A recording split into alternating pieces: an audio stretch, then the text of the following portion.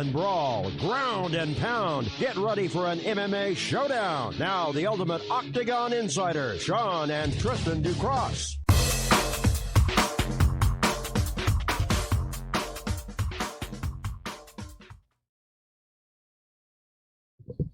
What's up, everybody? Welcome to the Ducross Brothers Sports Warriors. We are your hosts for this evening. We are the Ducross Brothers. Oh, yeah, that would be nice.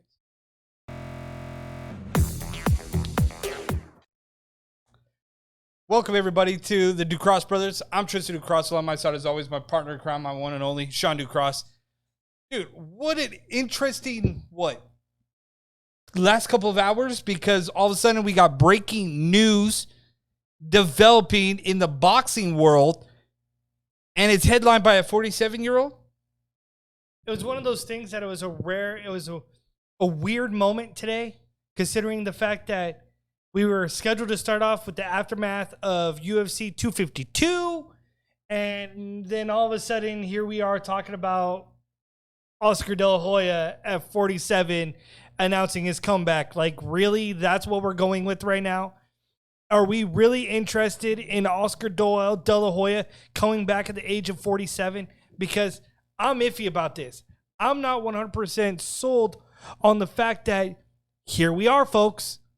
We've been talking about it before. If you're new to our stream right now on Sportscaster, we're new here. We're a combat sports talk show. We do this live every Wednesday. We were doing our show on YouTube and Facebook. So if you're over there, you then knew that we've talked about the returning or the emergence of Oscar De La Hoya potentially coming out of retirement. This is nothing new. The only thing that is new is that it's formally announced he is making his return at the age of 47. The interesting tidbit about this is the fact that Oscar De La Hoya is not returning this year. Oscar De La Hoya is returning in 2021. What is interesting is that, Sean, we have talked about Oscar De La Hoya, about the possibilities about De La Hoya coming back, have we not? On several occasions, we have discussed about De La Hoya coming back because of the issues with Golden Boy or the issues with the zone. And the issues have come together was the fact that money has been the issue. Oscar De La Hoya, though, has this kind of this hunger that never really left him from the ring. Allegedly. Yes, I say that allegedly because, honestly, at 47 years old, you have to figure out a way to spin this, right? Yes, absolutely. So anybody in that age bracket, last time we saw De La Hoya, this guy quit on the stool against Manny Pacquiao. Fast forward to 2020 at 47 years old, he thinks he still has it at 154 or 160. I disagree with that. I think this is a money ploy. I think this is a money dig for him. If you read what he had to say today about it, it's not a money grab.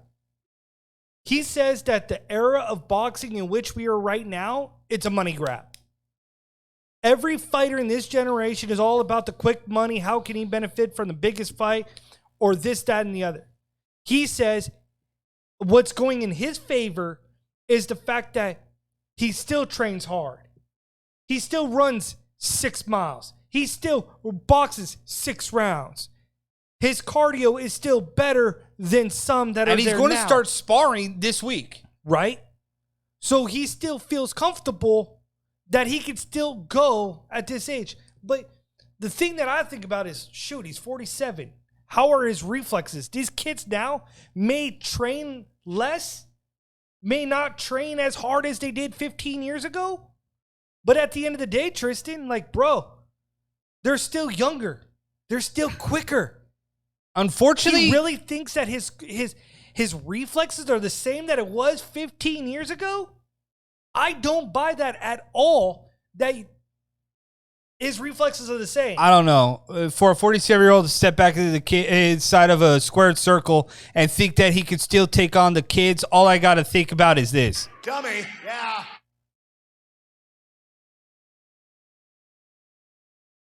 Seriously.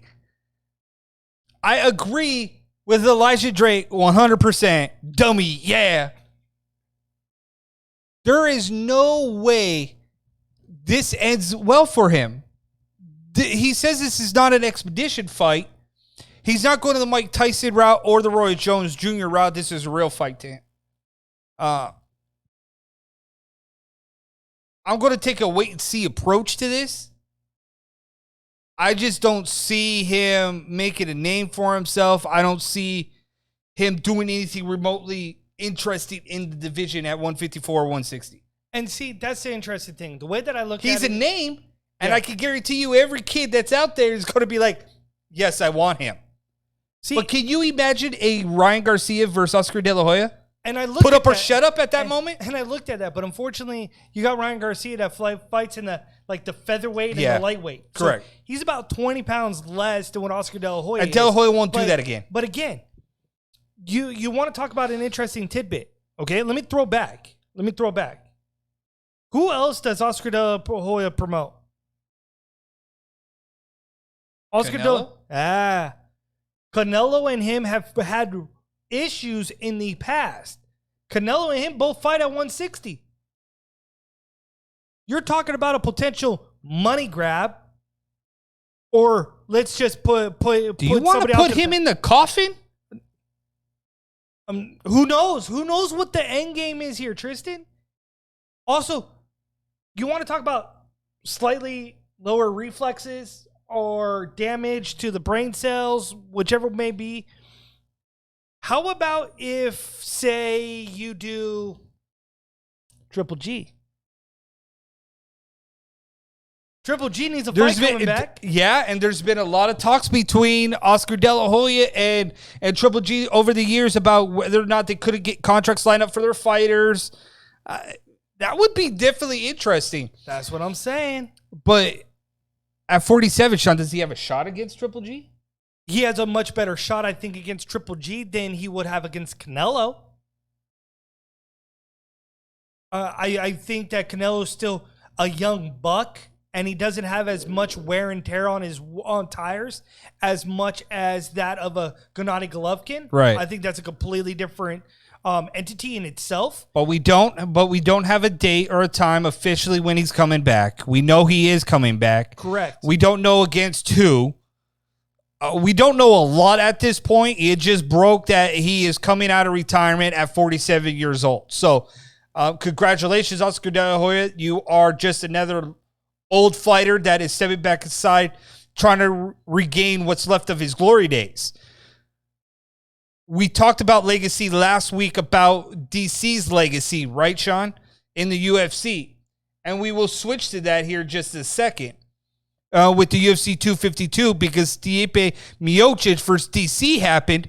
But, Sean, what does this say about the legacy for Oscar De La Hoya? He comes back at 47, not a whole lot of championship ground in front of him. Last time we saw him, he quit on the stool. So what does his legacy say? Was once a great fighter, was once a legit contender for titles, now a shell of himself, a quitter, what we kind of... To me, you've got such... Put in front of his name?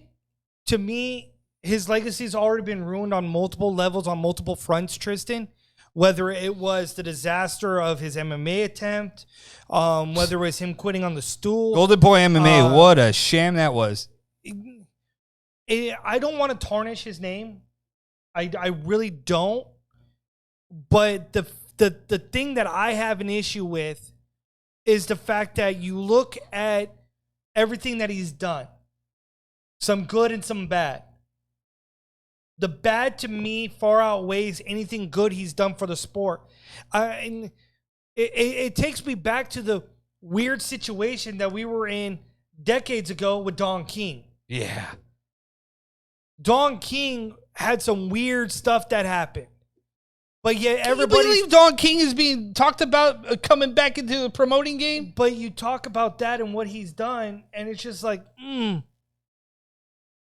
the stigma is still there. And you just want to hope that at some point it's a smart, strategic plan by Oscar De La Hoya. This ain't the WWE, right? They can't just pray and hope that you forget about certain things. And that's the thing. You can't forget about what has transpired in Oscar De La Hoya's career or what has happened down the road to where we are at right now. You can't. It is there, and it is going to be kind of just pushed out there. So it's going to be interesting to see where he comes from, Sean, and what is made of this. But it's definitely going to be interesting, Sean. 2021 is going to be an interesting year. Hopefully the pandemic's over. Hopefully. But we got UFC 252 that happened. Did DC walk out with the title?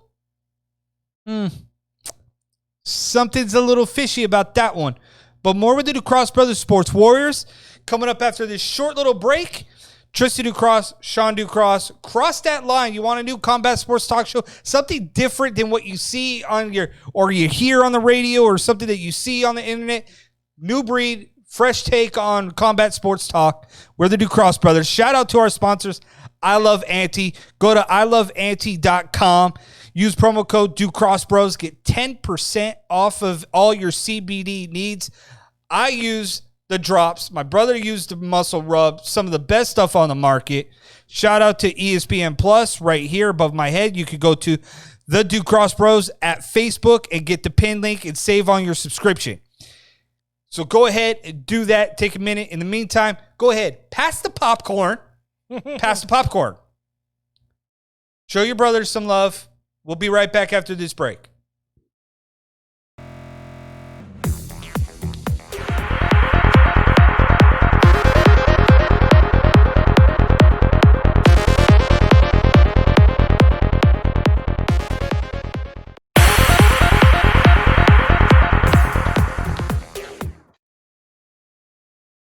We are the Ducross Brothers, Sean and Tristan Ducross. You dare to cross that line, you want 100% transparency of what's going on in the combat sports world, from Muay Thai to MMA, UFC, Bellator, bare knuckle fighting, wrestling, you name it. We got you covered on all sides of the combat sports world with Sean and Tristan Ducross every Wednesday at 7 p.m. Pacific Standard Time.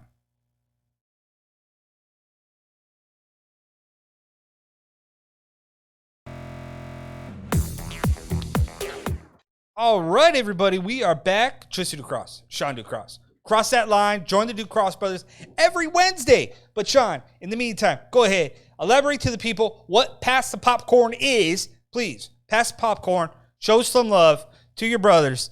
So if you're new to Sportscaster, Pass the Popcorn is a little bit of, a icon that we noticed last week on our first show here on Sportcaster. It's tips.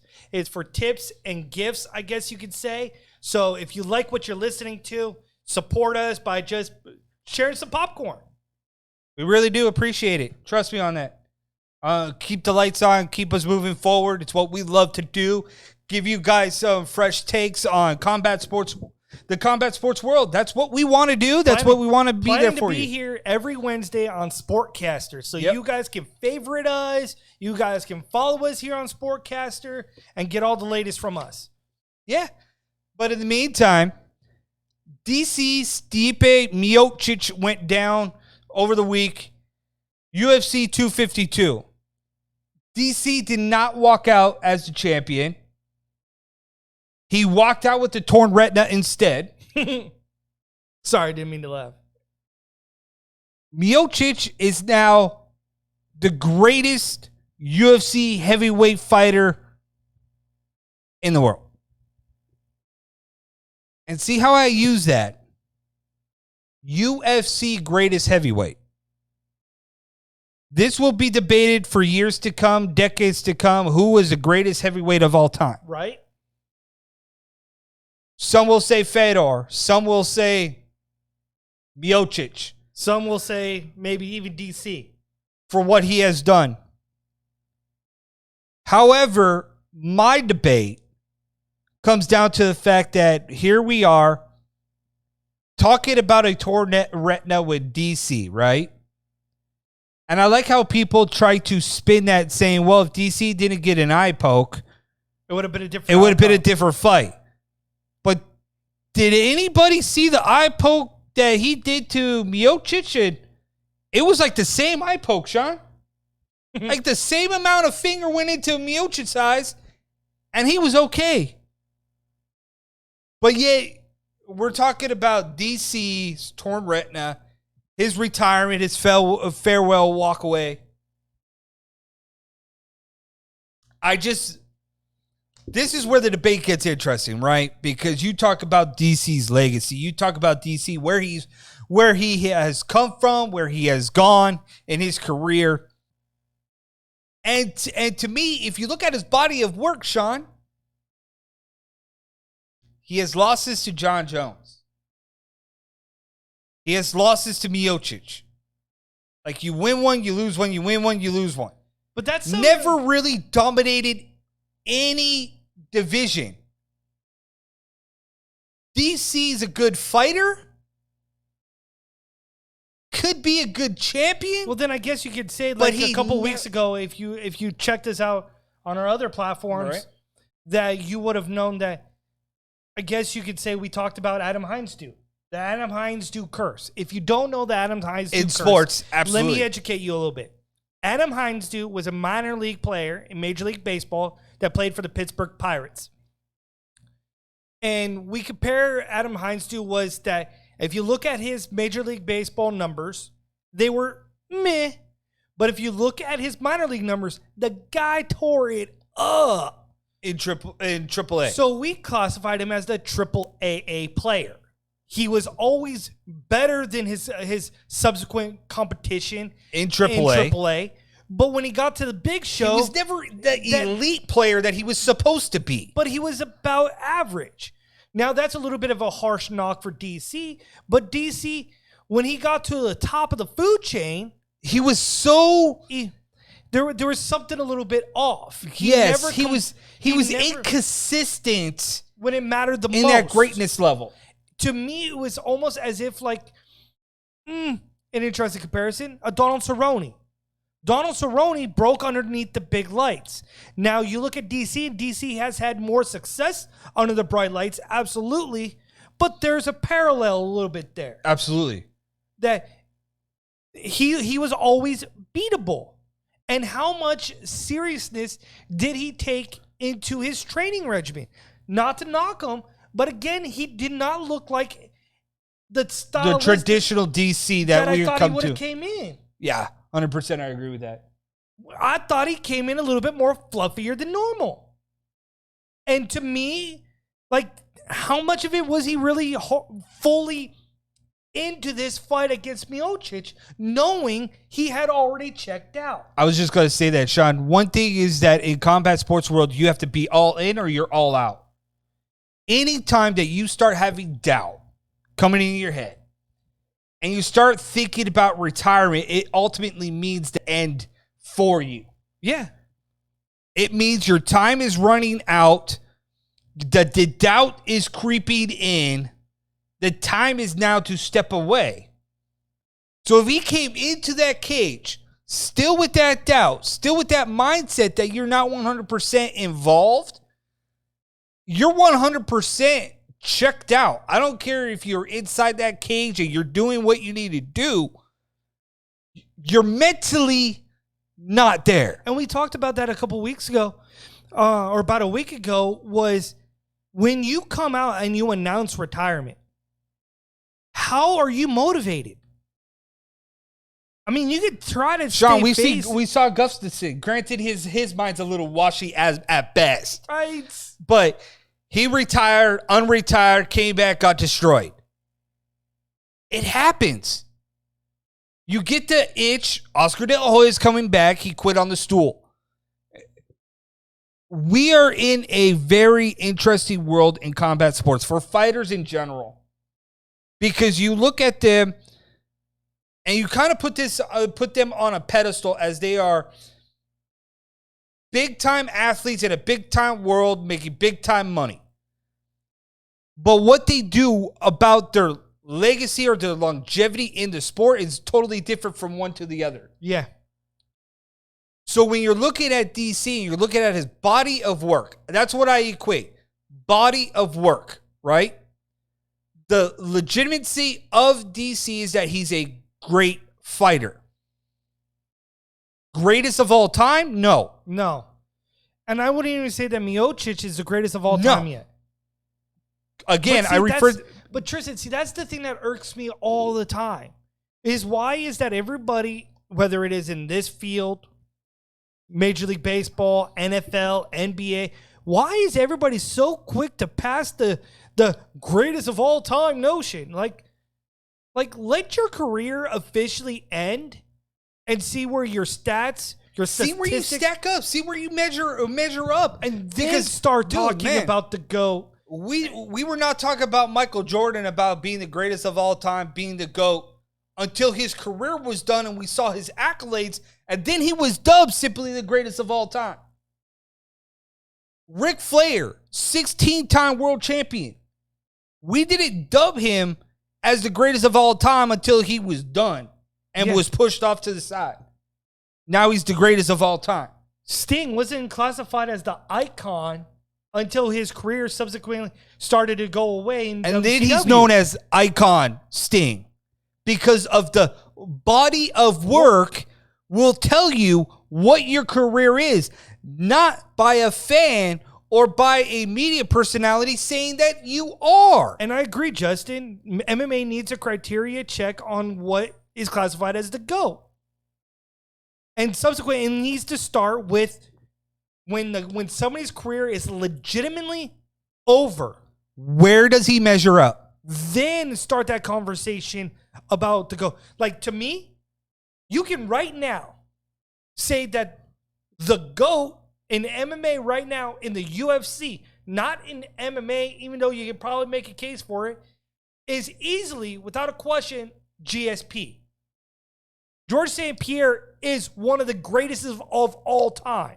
Okay, you could double down on that too. Jon Jones, regardless of what he has done in his career outside of the UFC with his actions for a little over a decade, Sean, this guy has been the most dominant light heavyweight in the history of the game.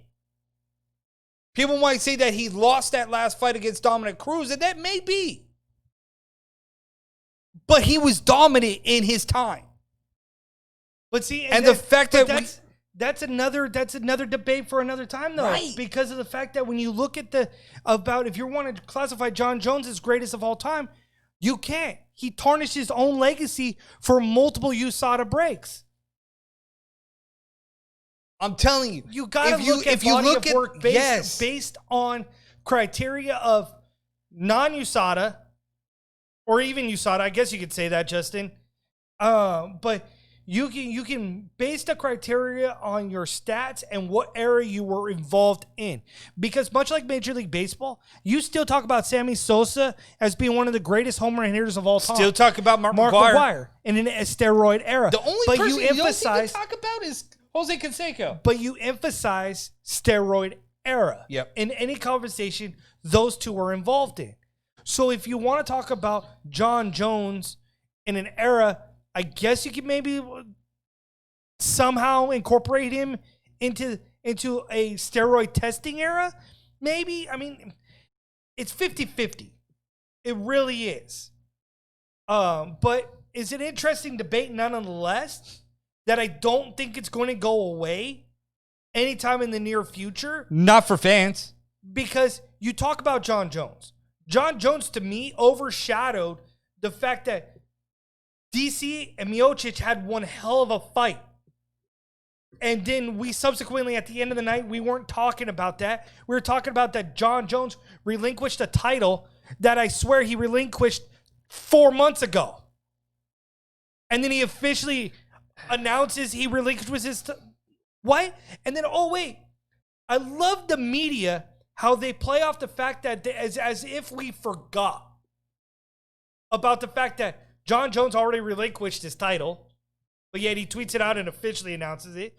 Or the fact that they had a conversation. Or the fact that they announced Dominic Reyes versus, I believe it's Blachowicz. Blachowicz. They announced that after the first time Jon Jones announced that he was relinquishing his title. But wait, it's now official. But go ahead, Google it. Like, are we seriously trying to make sure that the fans don't remember what is going on. It's like you're taking a page book, Tristan, out of the WWE. Wrestling. Yes. Let's see how dumb the fans are if they still remember everything that has transpired in the last 2 months. Go ahead. I'll wait. We knew Jon Jones had contract issues. We know he has issues with Dana White. We know this is still ongoing. Do you honestly think that we're going to see Jon Jones at heavyweight anytime soon?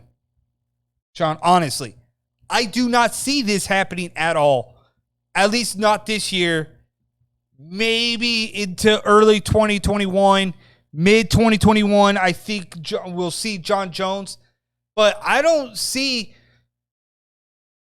Jon Jones inside of a cage this year because I don't think the money is where Jon Jones wants it to be. The contract issues that are still there. I don't see Jon Jones, as much as he's saying that he wants to go up to heavyweight. And that's eventually where he's going to land because he's not a light heavyweight anymore. But man, I'm trying to figure out how he's going to put on muscle because he has legs as toothpicks. Explain to me how he's going to throw a leg kick against a guy like Francis Ngannou, who is like 6'4", 250 pounds, and you're right now maybe about 220, and your legs are about as big as my water bottle. How are you going to kick a guy like Francis Ngannou? That is crazy to think about something like that. And the thing, though, is that like that fight is not going to happen. The fight isn't going to happen between Jon Jones and Francis Ngannou. It's just not going to. Dana White has announced it. That doesn't make any sense. Ngannou is next up against Miocic. Yeah. We're going to see a number 2 against that. Jon Jones is likely to fight maybe the winner of maybe Curtis Blades and Derek Lewis. That would be interesting. Maybe there's another fight in there. He really wants Adesanya. I don't see that fight happening. But Tristan, he's put himself in a peculiar situation where it's damned if he does, damned if he doesn't. He's either going to suck up his pride and he's going to do something and he's going to compete, or he's not. Do you realize that if Jon Jones does show up in heavyweight division, right, and is able to get through guys like Derek Lewis, like a Rosenstruck who beat Dos Anjos, if he could get past guys like Francis Ngannou or big guys like that, then we could be honestly talking about probably one of the greatest fighters in the world. And you, even though he has tarnished his name, Sean, you cannot, regardless. When he steps inside that cage, he is the best, is he not? So it's going to be interesting to see where Jon Jones goes if he can get past the big heavyweights, the big bruisers. Because he will have to put on a lot of muscle mass, a lot of weight. If he loses to Ngannou, it's going to be by death of a KO. He's going to be another Ngannou meme. That's what's going to happen. If he loses to any of the big-time heavyweights, yeah,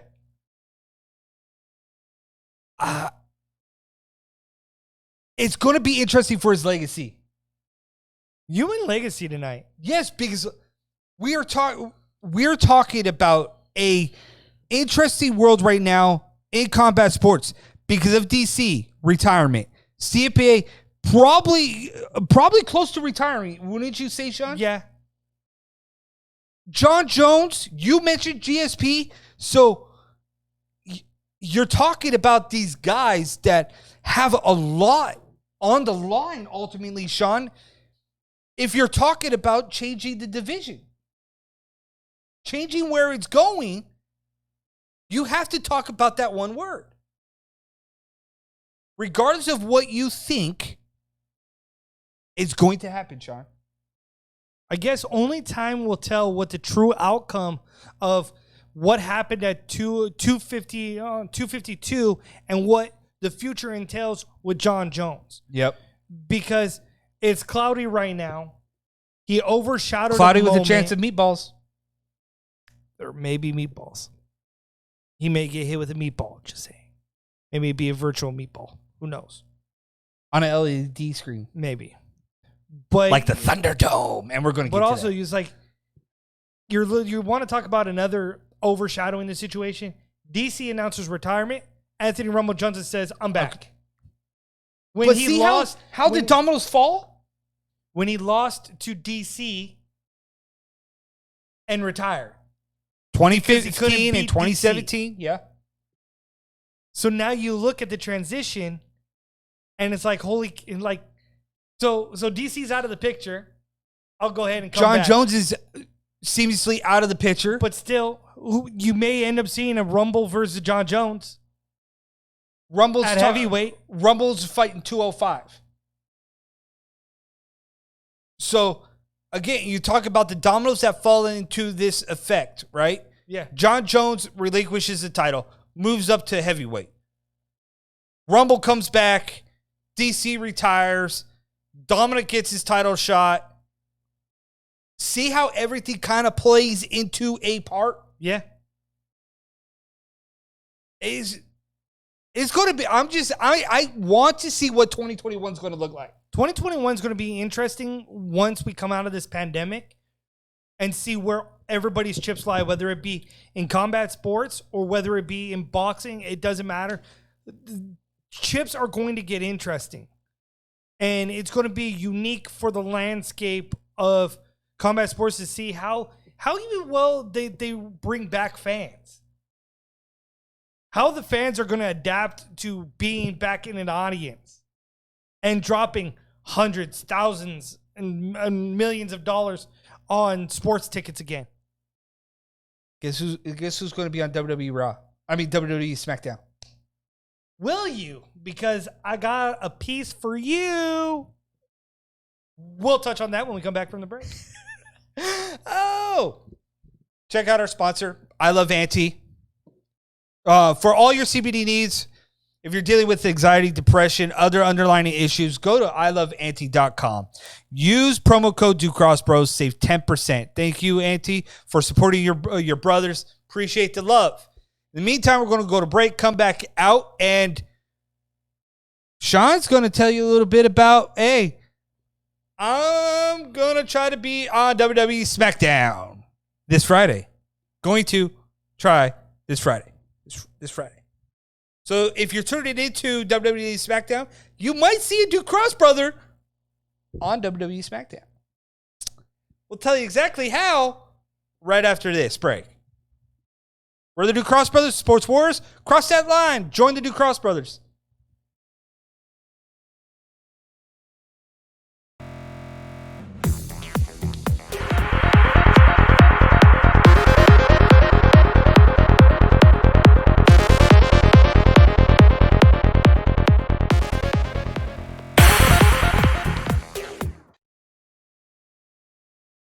We are the DuCross Brothers, Sean and Tristan here. We are here every Wednesday night at 7 p.m. Check us out. We are a new alternative to combat sports. We talk about upcoming preview for fight cards, for MMA, boxing, you name it, we touch on it. If it's a topic out there in the combat world, we're going to bring it onto the show. Check us out. Hit us up, www.theducrossbrothers.com for more information.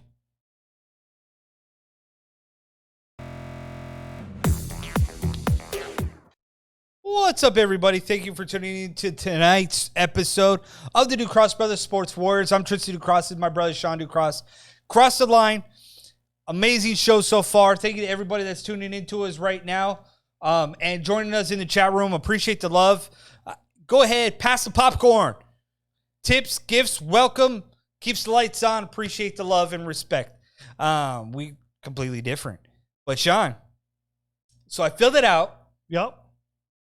I got the email, got the notification, and I can't wait to burst your bubble. It's like watching a balloon floating up, and then you trying to take a needle and throwing it right through the balloon and watching it pop all over the place. We will see if you pop my balloon because I got the email, so we'll see. We'll see if you pop my bubble. So if you got the email and you actually read an email. I did. God forbid you read an email. I did. So then you would know that you have to be live on your phone. Yes. For WWE SmackDown. Correct. If you are not, you get passed. Correct. So the time frame is 9:30 p.m. Eastern time. Is when you get called on. Yes. So what time is that here? Like 5:30? Give or take, yes. So I should be home by the time WWE SmackDown goes live. I will get a link that I will be able to click on, and I'll be live on the WWE Thunderdome. So then what you should be doing first ever So WWE. then you should be making sure that you're wearing an old school Ducross Brothers t-shirt. Nope. Can't have any logos. Cannot have any memes. Cannot have any photos. Oh, dude, they are super strict. Yeah, because if you have a logo on your shirt or anything else, you will be passed over. There's a dress code. Weird. Hold on. Let me. I got the email. Let me read it to you. Thank goodness I didn't do that. All right. It says, WWE SmackDown, thank you for registering for SmackDown on August 21st. Your call time? Really? Yes, see? Guys. It's right here. Your call time is at 9:30 p.m. Eastern time on 8/21/20. Your virtual show link will be emailed to you. You cannot share the link or distribute the link. It is only used one time used for you and only you. He can't send you the link, but also I got bad news for you. They announced today that they have reached official capacity. How do you reach? And I made it. I made the count. How do you hit virtual capacity? How many of these things did you do? I don't know because I got it. You didn't. So because I didn't even want to do it. I forgot you're scared. You sent me the link and I was just like, I just let it slide. But Sean, here are the guidelines. You want to talk about some strict WWE stuff right now? All registered fans are further selected on a first come, first served basis. Please make sure you are camera ready at all times. Remember, you will be appearing on a live television show. We will reserve the right to remove you from the live stream at any time for any reason. The audience will be refreshed throughout the night, and you may not be included in the entire broadcast, but you will be in the broadcast. In addition, we may remove you from the live stream for any inappropriate contact or technical issues. Watch the show through the stream on your device. Position yourself in front of your camera for your midsection up, leaving little room above your head. Make sure you have good lighting at all times. Only one fan is permitted per phone per seat. Your attire must be appropriate and must remain on at all times. Why would you take your clothes off? Okay, I'm just going to continue. Only officially licensed WWE clothing is preferred if available. If it's not available, you have to wear non-descriptive slogans, logos, graphics, or any other commercial identification of third party other than the WWE. So what happens if you wear your black shirt that has a slightly slogan that says "Control your narrative"? I don't know. If they know it's EC3, I might get kicked. That'd be awesome, right? Yeah, you know what? Why did I get kicked from the Thunderdome? Oh, I wore the EC3 shirt. That's right. Yeah, we reserve the right to terminate your participation at our sole discretion based off of your attire. Oh, yeah. So I will be there. Snap into a Slim Jim. I will be there. I will try. I'll believe it when I see it. Oh, dude, how can you not? WWE signed a residency with the Amway Center in Orlando. And they developed a production called the Thunderdome. And many people were trying to figure out, is it going to be like the Thunderdome in the movie? Welcome to the Thunderdome. And I finally saw the official layout of this, and it almost looks like the cage in the Thunderdome. Except instead of having fans hanging off the cage. You have these LED screens all the way around you. Crazy. And Friday night, you'll get to see the debut of the Thunderdome before SummerSlam this weekend. For 2 months, they're going to be at the Amway Center with the Thunderdome. You got Friday their debut. Then you got NXT TakeOver that will see Pat McAfee. Oh boy. Versus boom, Adam Cole, baby. Then SummerSlam. Then you get Monday Night Raw, NXT, SmackDown, pay-per-view, Payback, Monday Night Raw. It's definitely going to be interesting, a different take on what we're talking about via the Thunderdome. Because they're talking about, Sean, big-time productions. Listen to this. Well, if you looked at the clip already of the teaser for the Thunderdome, dude, they're going all out, making sure like as if this is a real thing, but yet the fans are not there. Sean, the Thunderdome, right?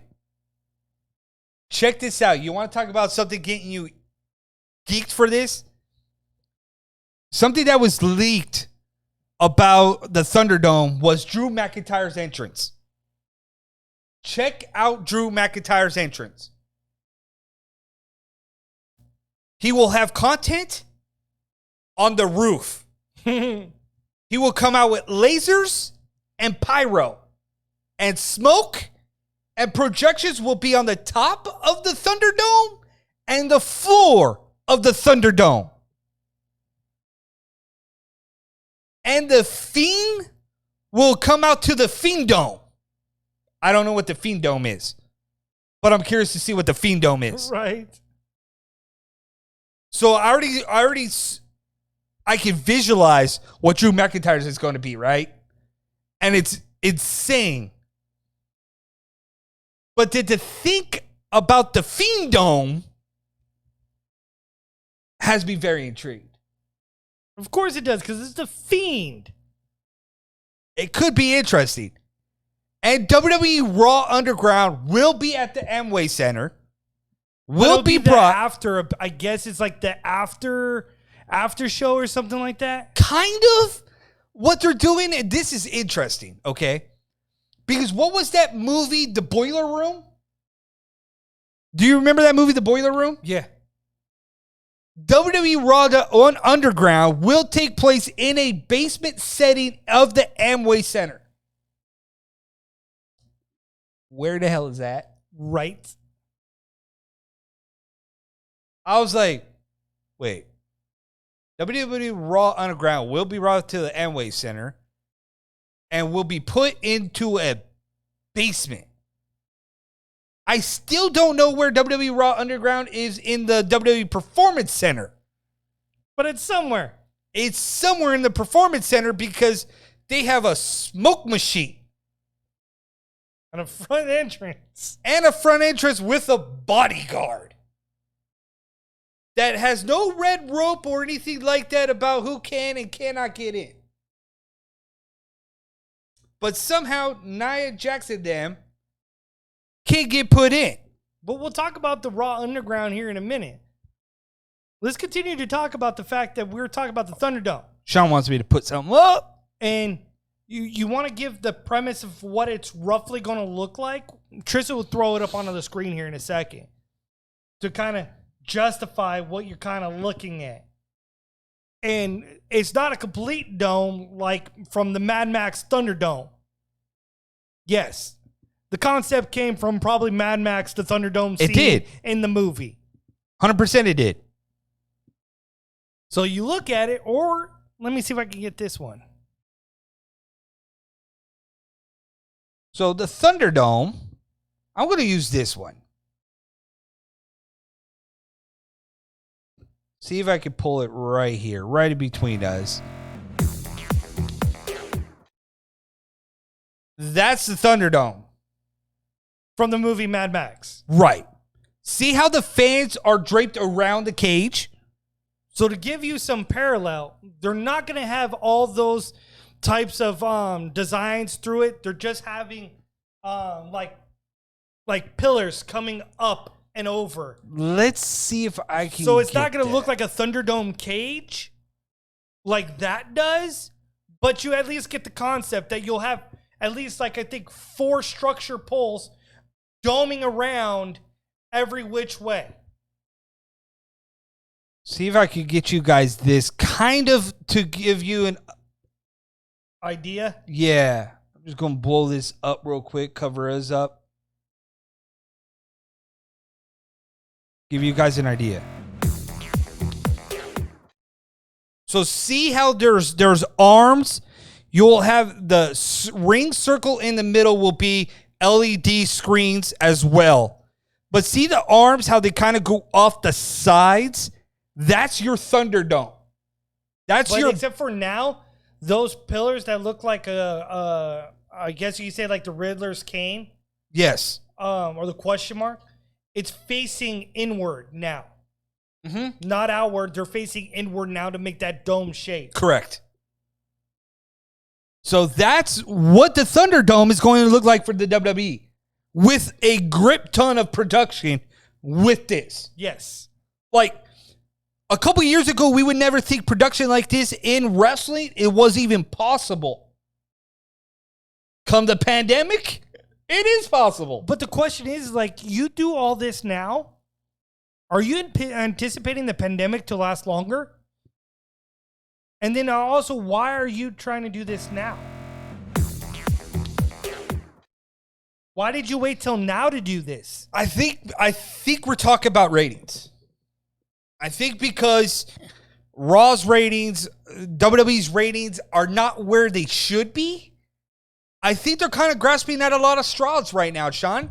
And they're trying to figure out what is going to stick, what is going to be there to give them ratings.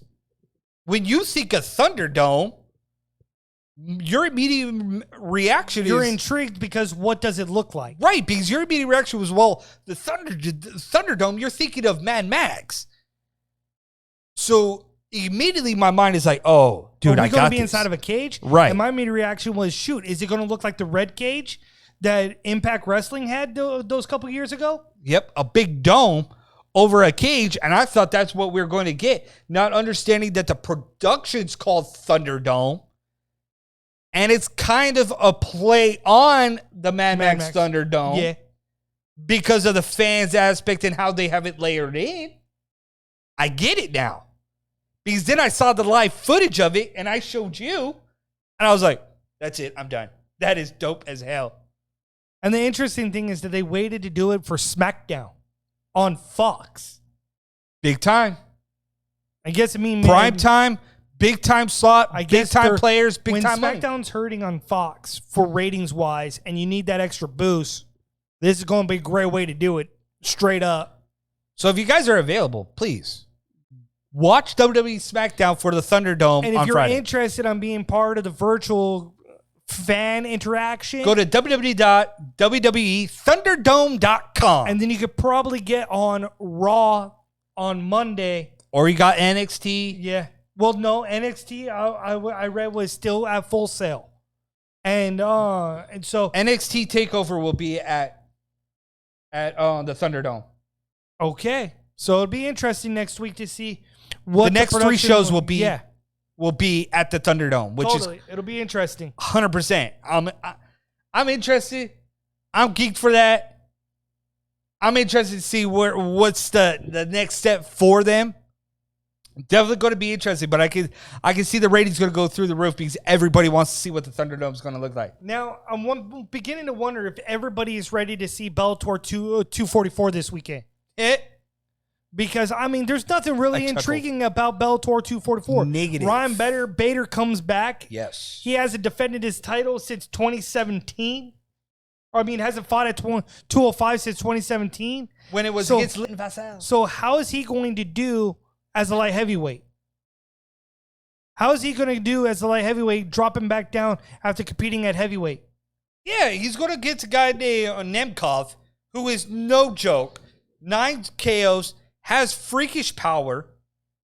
Last time... Doesn't matter where the fight is, whether it's standing or on the ground, he'll finish it. He loves to throw his hands. Doesn't matter if he's a wrestler because he took on Phil Davis and beat Phil Davis in a decision. Yeah. So he can go against elite wrestlers and secure the bag. Totally. So I'm not worried about him. He has strong hands in front of him. You know what? I'm going to go out on a limb, Tristan. Nemkov. And say Nemkov is going to win this fight.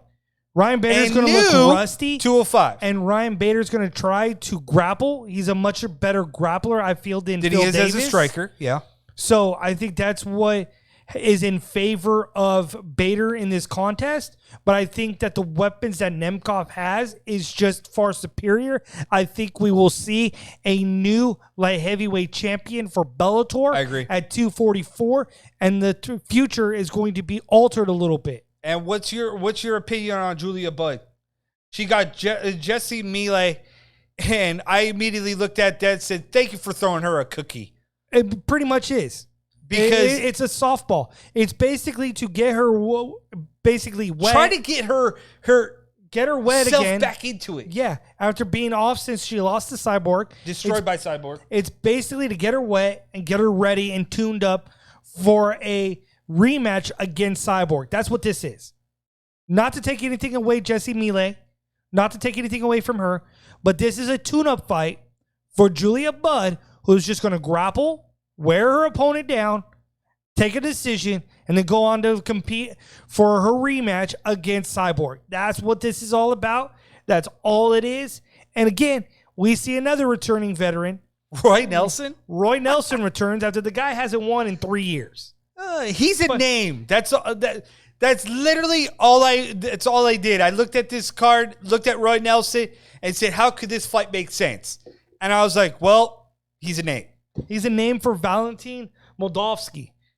Valentin's going to walk in there and, I believe he's going to beat Roy Nelson. I don't think Roy has anything left. No, he's a one-trick pony with that big overhand right. Yeah. You see that coming from a mile away, and then it's like, oh, we got a banger. Let's pump the brakes in. Let me go ahead and catch him. I don't see anything left in Roy Nelson except for having that name being attached to him because he was in the UFC. He was a heavyweight guy. Fun fights. But beyond that, Sean, he ain't nothing special right now in Bellator in the heavyweight division. I don't know where you go from there. I don't. But we'll see. We'll see come Bellator 244. And then you got to talk about something interesting this past week. What do you got? So all these MMA promotions are trying to figure out how to get the next big thing or how to get fans to venues and try to figure out how to get audiences to fight cards. Well, a UK promotion called Contenders put on a fight called Contenders 30, aka the Drive-In. Oh yeah.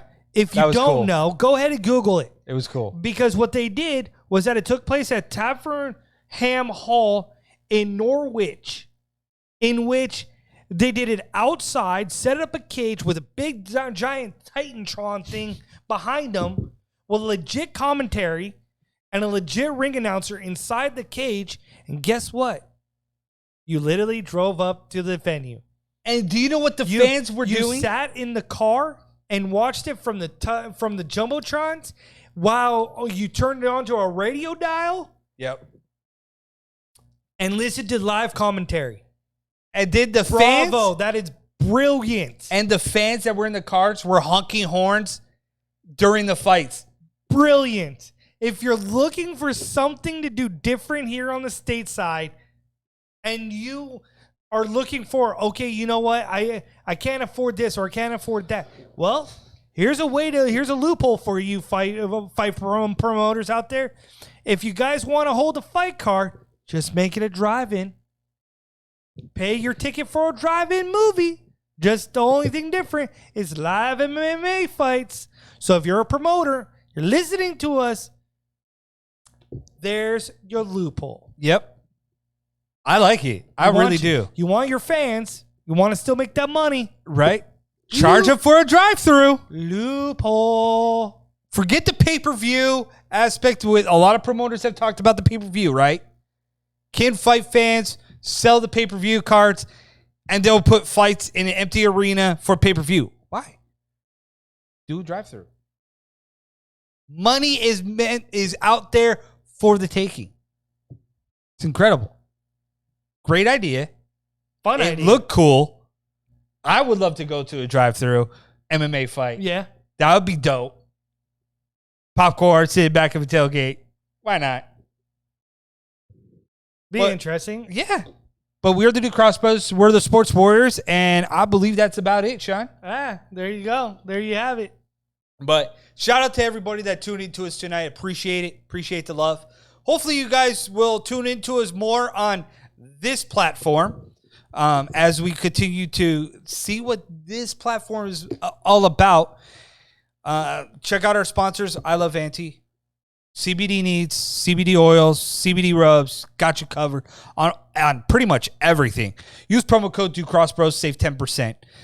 We do this every Wednesday at 7 p.m. Pacific Standard Time. So you want something new, something fresh, we're your content. We're the New Cross Brothers Sports Warriors.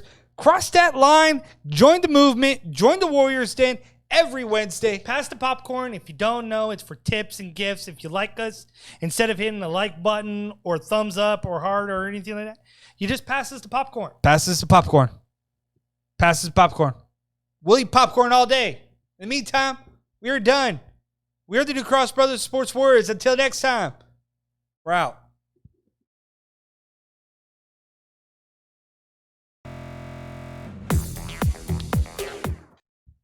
And his name is Jon C.